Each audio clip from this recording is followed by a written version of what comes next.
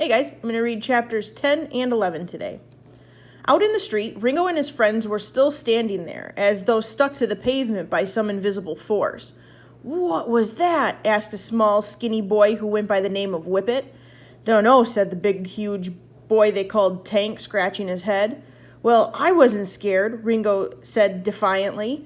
"Neither was I," chorused all the others quickly. I was just going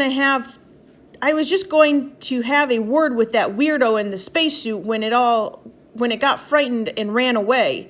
Yeah, his friends all agreed quickly. "Course you were, Ringo, course you were. So I think," Ringo went on, he pointed at the newest member of his gang, "should ring the doorbell." "Me?" gulped the boy. "You said you weren't scared," said Ringo. "I'm not," he squeaked. "Then you can ring the bell, can't you?"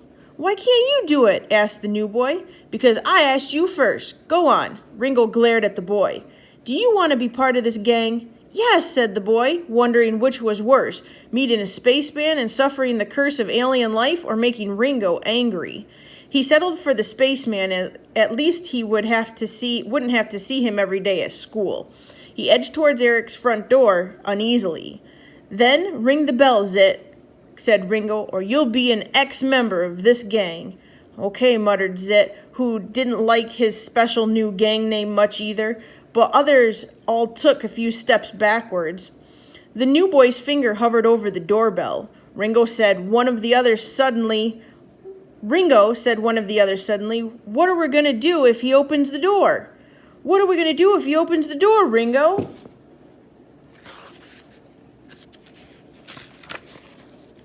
Echoed the question while he tried to think of an answer. He looked up at the sky as though searching for an idea. Even Ringo wasn't being his usual confident, thuggish self, but before he could come up with an answer, he let out a shout of pain. "Ah!" he yelped as a hand grabbed him by the ear and twisted it very hard. "What," said a stern voice, "are you boys doing hanging around in the street?" It was Dr. Reaper, Ringo and George's class teacher from school. He had Ringo firmly by the ear and clearly didn't intend to let go. The boys were very startled to see a teacher outside the school grounds. They never imagined that teachers actually had other lives to lead or had anywhere else to go but their classrooms. "We're not doing anything," squealed Ringo. "I think you mean we are not doing anything," corrected Dr. Reaper in a teacherly voice, "which in any case isn't true. You are obviously doing something, and if I find out that something has to do with bullying smaller children, like, for example, George," Dr. Reaper stared very hard at all the boys to see if any of them flinched at the mention of George's name. "No, sir, no, sir, no, sir, no, sir," said Ringo, who feared his ear might come off in the teacher's hand. "We never touched him. We were running after him because left his lunchbox behind at school," said Whippet very quickly. "And we wanted to give it back to him before he got home," added Zit, the new boy. "And did you succeed?" said Dr. Reaper with a nasty smile, letting go of Ringo's ear just a little bit. "We were just about to hand it over," improvised Ringo, "when he went inside into that house." He pointed at Eric's front door. "So we were ringing the bell to give it to him." Dr. Reaper let go of Ringo's ear so suddenly that Ringo fell to the ground. "He went in there?" Dr. Reaper questioned them sharply as Ringo staggered to his feet. "Yeah," they all nodded in unison. Why don't you boys," said Dr. Reaper slowly, "let me have George's lunchbox and I'll hand it back to him." He fished around in his pockets and brought out a crumpled $10 bill which he dangled in front of their noses. "Who's got the lunchbox?" questioned Ringo. "Not me," said Whippet immediately. "Not me," mumbled Tank. "Must be you then," said Ringo, pointing at Zit. "Ringo, I wasn't." Zit was panicking now. "Very well," said Dr. Reaper, glaring at the four of them. He put the money back in his pocket. "In that case, I think you'd better scram. Do you hear me? Scram!" Once the boys, who didn't need telling twice, were gone, Dr. Reaper stood in the street, smiling to himself. It wasn't a pleasant sigh, checking that no one else was coming or going. He went up to Eric's front window and squinted through it. The curtains were drawn, so he had only a small opening to look through. He couldn't see much, just two strangely shaped shadowy figures which seemed to be standing near some kind of doorway inside the house. Interesting, he muttered to himself. Very, very interesting. Suddenly, the temperature in the street dropped dramatically. For a second, it felt as though the air from the North Pole were being blown along the street. Strangely, the bitter wind seemed to be coming from under Eric's front door, but as Dr. Reaper bent down to investigate, it stopped. When he went back to look through the window, the two figures had gone and there was no inside doorway to be seen. Dr. Reaper nodded to himself. Ah, the chill of outer space. How I long to feel it, he whispered, rubbing his hands together. At last, Eric, I've found you. I knew you'd come back one day. Chapter 11. When he leaped over the threshold of the portal door, George found he was floating, not going up, not going down, just drifting in the huge, great darkness of outer space. He looked back toward the doorway, but the hole in space where he should have been had closed over as though it had never been. There was no way back now, and the giant rock was getting closer all the time. Hold my hand, Annie shouted to George as he gripped her hand in its space glove even harder. He started to feel as if they were falling down toward the comet. Moving faster and faster as if they were on a giant tilt-a-whirl, George and Annie spiraled toward the huge rock, getting closer and closer all the time. Beneath them, they could see that one side of the comet, the part facing the sun, was brightly lit, but the other side, which the sun's rays didn't reach, was in darkness. Eventually, they landed in a heap on a thick layer of icy, dust-covered rubble. Luckily, they'd come down on the bright side of the comet so they could see what lay around them. Ha ha ha ha! Annie was laughing as she picked herself up. She hauled George to his feet and brushed bits of dirty ice and crumbly rock off of him. So, she said, do you believe me now? Where are we? Said George, who was so surprised he forgot to be scared. George felt extremely light. He looked around and saw rock, ice, snow, and darkness. It was like standing on a giant dirty snowball someone had thrown into outer space. Stars blazed everywhere, their fiery glow quite different from the twinkling lights he saw from Earth. We're having an adventure, replied Annie, on a comet, and it's real. It isn't a made-up story, is it? No, it isn't, admitted George. He patted her spacesuit awkwardly. I'm sorry I didn't believe you, Annie. That's all right, said Annie generously. No one ever does.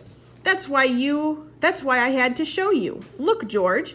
She waved an arm around. You're going to see the planets in the solar system. She started to pull a length of rope out of a pocket in her spacesuit. On the end of the rope was a spike like a tent peg. Using her space boot, she jammed the spike into the ice on the comet's surface. Watching her, George gave a tiny little jump for joy. Even though he was wearing the spacesuit that had seemed very heavy on Earth, he couldn't believe how light he felt. So light that he thought he could leap as high as he wanted. He did another little jump across a little crack on the comet's surface. This time he went up and forward, but didn't come down again. He seemed to be taking a giant leap, maybe hundreds of feet long. He'd never be able to find Annie again. Help! Help! George called through the helmet as his jump carried him farther and farther away, his arms whirling in the surrounding emptiness as he tried to make himself fall down to the comet. It was no good. Annie was far away in the distance now. He could only just see her when he looked back. The comet's surface was passing quickly below him. He could see holes and little hills everywhere, but nothing that he could grab onto. But at last, he seemed to fall. The ground was getting closer now, and as he landed, he slid on the ice near the threshold between the bright and dark side of the comet. In the distance, he saw Annie carefully running towards him. If you can hear me, don't jump again, she was saying in a very urgent voice. If you can hear me, don't jump again. If you can, I won't, he called back as she reached him. Don't do that, George, said Annie. You could have landed on the dark side of the comet. I might have never found you. Now stand up. The boots have small spikes in their soles. She sounded very grown up and not at all like the impish little girl he had met at Eric's house. A comet is different from Earth. We weigh much less here than we do there, so when we jump, it can take us a long, long way. This is a different world. Oh, look, she added, changing the subject. We're just in time. For what? Asked George. For that, Annie pointed to the other side of the comet. Behind the comet was a tail of ice and dust, which was getting steadily longer. As it grew, it caught the light from the faraway sun and glistened in the wake of the comet, making it look as though thousands of diamonds were shining in outer space. "That's beautiful," George whispered. For a minute, he and Annie just stood there in silence.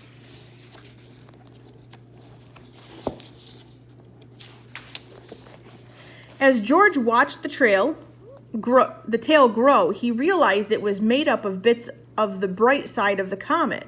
"The rock's melting," said George in a panic, clutching Annie's arm. "What will happen if there's nothing left?" "Don't worry," Annie shook her head. "We're just getting closer to the sun. The sun slowly warms up the bright side of the comet and the ice turns to gas. But it's okay because there's enough ice here for us to pass the sun loads of times. Anyway, the rock under the ice won't melt, so we won't start falling through space if that's what you're scared of." "I'm not scared," protested George, letting go of her arm very suddenly. "I was just asking." "Then ask more interesting questions," said Annie. "Like what?" asked George. "Like what would happen if some of the rocks from the comet's tail fell on Earth?" George kicked some dust around and then said reluctantly, "All right, what would happen?" "Now that's a good question," said Annie, sounding pleased. "The rock catches fire when they enter the Earth's atmosphere, and from the ground, when we look up, they become what we call shooting stars or meteors." They stood and gazed until the comet's tail got so long they couldn't see the end of it. But as they were watching it, the comet seemed to start changing directions. All the stars in the background were moving. "What's happening?" George asked. "Quick," Annie replied. "We've only got a few seconds. Sit down, George." She cleared 2 little spaces on the ice, speedily brushing the powder aside with her glove. Reaching into another pocket of her suit, she produced what looked like a climbing hooks.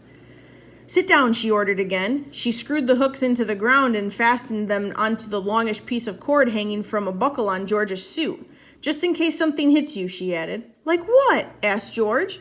"Well, I don't know. My dad normally does this part," she replied. Next, she sat down behind George and did the same to herself.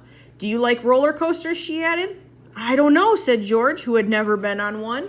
"Well, you're about to find out," said Annie, laughing. The comet was definitely falling, or at least changing direction toward what seemed to be down. From the way the stars were all moving around him, George understood that the comet was falling very fast. But he couldn't feel anything. He didn't have butterflies in his stomach, and there was no rush of air blowing past him. It wasn't at all how he had expected a ride on a roller coaster to feel. But he was starting to realize that things feel very different in outer space from the way they do on Earth.